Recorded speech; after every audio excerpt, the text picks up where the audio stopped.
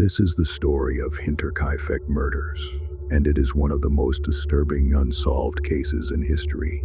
It happened in Germany in 1922, and to this day, nobody knows who did it. What makes it even worse is, the killer stayed in the house with the bodies for 3 days. Let me start from the beginning. Hinterkaifeck was a small farm in Bavaria, Germany, about 40 miles north from Munich. The farm was surrounded by thick woods and sat alone in the middle of nowhere. The closest neighbors were far enough away that they couldn't hear anything. The Gruber family lived there.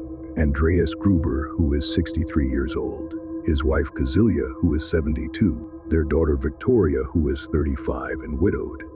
Victoria had 2 kids, a 7-year-old daughter also named Kazilia and a 2-year-old son named Joseph. They also had a maid named Maria Baumgartner. Maria had only worked there for 1 day before the murders.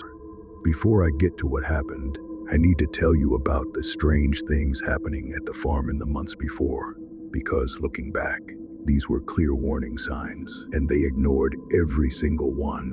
About 6 months before the murders, their first maid quit. Her name was Crescens. She said she kept hearing strange noises from the attic of footsteps and movement. She told the family that the house was haunted. She was so scared that she left. She refused to stay there anymore. Then, in March 1922, just weeks before the murders, Andreas found a newspaper on the property, a newspaper from Munich. He didn't remember buying it. When he asked around, nobody in the area had a subscription to that newspaper. So how did it get there? A few days before the murders, Andreas noticed footprints in the snow. Fresh footprints. They led from the forest straight to the farm, to a door with a broken lock. Someone had forced it to open. That same night, the family heard footsteps in the attic. Andreas went up to check. He searched everywhere, but he didn't find anyone, so he told his neighbors about all of this. The newspaper, the footprints, the broken lock, the sounds. His neighbors told him he should go to the police, but Andreas refused it and said everything was fine. Now here is where things get truly horrifying. On the afternoon of the 31st of March, 1922, Maria arrived at the farm. She was the new maid. Her sister walked there and left after a short visit. Maria's sister was likely the last person to see any of them alive. It was late in the evening when it happened. Someone drew them out to the barn. Maybe they heard a noise. Maybe someone called for help. Whatever it was, Victoria went first, then her parents followed. Then little Kazilia, which was just 7 years old, walked into that barn. One by one, they were murdered brutally in the barn.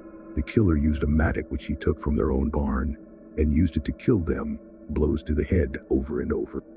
After killing 4 people in the barn, the killer went into the house. Maria was in her bedroom. She was killed with the same weapon. And then the killer went to where little Joseph was sleeping. He was just 2 years old, sleeping in his crib.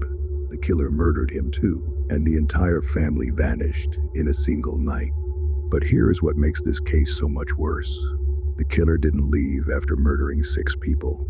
The killer stayed at the farm for 3 entire days. They lived in the house with the bodies. They ate the family's food. They fed the animals. They used the fireplace to stay warm. Neighbors noticed smoke from the chimney and thought the family was home. But it wasn't the family, it was the killer. 4 days passed before anyone discovered the bodies. On the 1st of April, 2 coffee salesmen came to the farm. They knocked on the door, but no answer. They walked around the yard looking for someone, but nobody was there, so they just left. Young Kazilia didn't show up to school. The family didn't show up for church on Sunday. People noticed, but nobody went to check on them yet. On the 4th of April, a mechanic went to the farm to repair an engine. He waited for an hour, but nobody came out, so he just did the repair himself and left. Later that same day, a neighbor named Lorenz Schlittenbauer got worried. He sent his son and stepson to check on them. The boys came back and said they didn't see anyone. So Schlittenbauer went himself with 2 other neighbors. When they got to the farm, all the doors were locked. They had to break through a gate to get into the barn, and that is where they found them. 4 bodies stacked on top of each other. Andreas, his wife Kazilia, Victoria, and young Kazelia, all of them in the barn. Then Schlittenbauer did something strange. He went to the house alone. The front door was locked, but he somehow managed to open it without a key, even though the killer could still be inside. When asked why he went in alone, he said he wanted to look for Joseph. They found Maria's body in her bedroom and Joseph's body in his crib.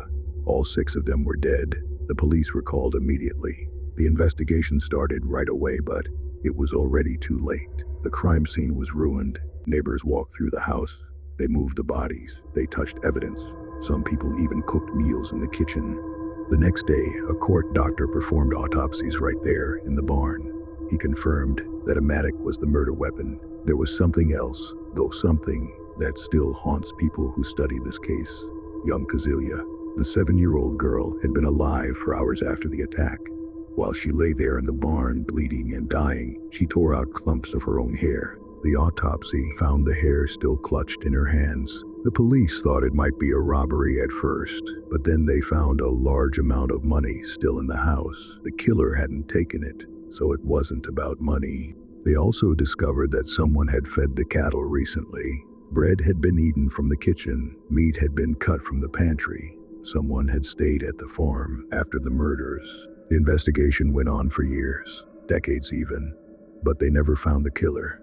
The case was officially closed in 1955, but even after that, police kept investigating. The last interviews happened in 1986, and still, nothing.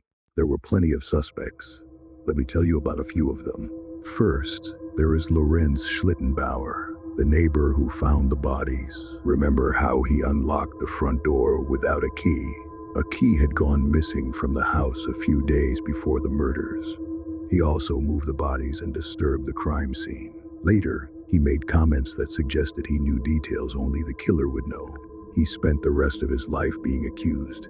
He died in 1941, and he never confessed to anything. Then there is Carl Gabriel, Victoria's husband. He was reported killed in World War I in 1914, but his body was never recovered. After the murders, people started to wonder, did he really die, or did he come back? There were rumors, but 2 soldiers who served with Carl said they saw his body on the battlefield, so that theory didn't hold up. There is also Adolf Gump and his brother Anton, murdering 9 farmers in Poland in 1921. In 1951, their sister claimed on her deathbed that her brothers committed the Hinterkaifeck murders. Anton was arrested, but there wasn't enough evidence, so he was released. Then there were the Bichler brothers. The former maid suspected them. One of them had worked at the farm and knew the layout. She said he used to talk about the Gruber family and suggest they should be dead. She also said the family dog never barked at him. That dog barked at everyone except him. But again, no proof, no arrests. In 2007, students from a police academy in Germany reopened the case using modern investigation techniques. They reviewed everything, and in their final report, they all agreed on who they thought the main suspect was. But they didn't release the name, out of respect for the suspect's family. That suspect is likely dead now, and will probably never know who it was. Here are some other details that make this case even more disturbing. On the night of the murders, around 3 a.m. in the morning, a farmer was traveling home. He saw 2 figures standing at the edge of the forest near Hinterkaifeck. When they saw him, they turned around so he couldn't see their faces. The next night, someone passed by the farm and saw smoke coming from the chimney. Someone in the house shined a lantern in his face, blinded him. He left quickly. He also said that the smoke had a strange, revolting smell like something had been burned. But the police never checked the oven. Less than a year after the murders, the farm was demolished. They wanted to erase it, but during the demolition, they found more evidence. A mattock covered in dried blood was hidden in the attic, and a penknife was found in the hay. Nobody knows who those items belonged to. After the demolition, a small concrete memorial was built near where the farm used to be. It is still there today. To this day, the Hinterkaifeck murders remain completely unsolved.